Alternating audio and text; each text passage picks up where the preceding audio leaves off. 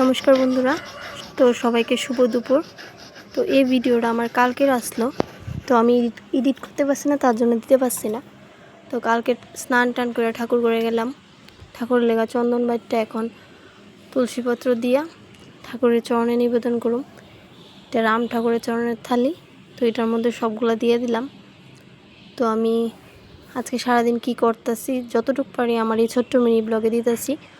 যদি তোমরা সবার ভালো লাগে থাকে অবশ্যই জানাও, লাইক কমেন্ট শেয়ার করে দিও।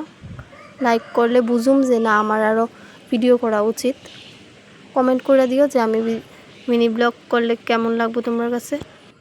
দেখো আমার বাগানে অনেক ফুল আসলো, আর এখন সব ঠাকুরের কাছে আমি নিবেদন করে দিতেছি। জয় মা কালী।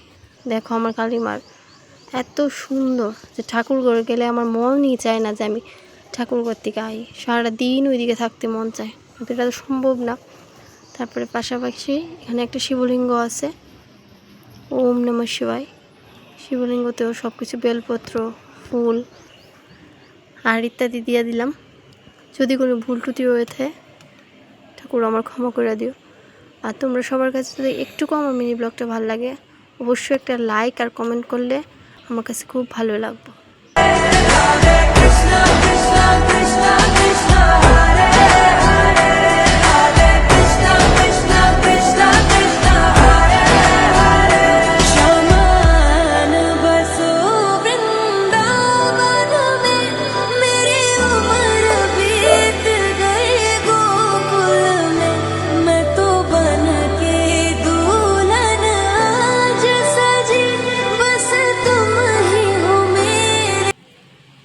আমি সব ঠাকুরের ফুল বেলপত্র সব কিছু দিয়ে দিলাম।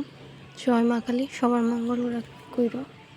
তো তোমার কাছে ব্লগটা কেমন লাগলো অবশ্যই জানাও। তো আমার পূজা এখন পুরোপুরি কমপ্লিট। তো এখন আমি ঠাকুরের আরতি করে সারছি, ভিডিওটা দিতে পারলাম না, এটা দেখতে থাকি।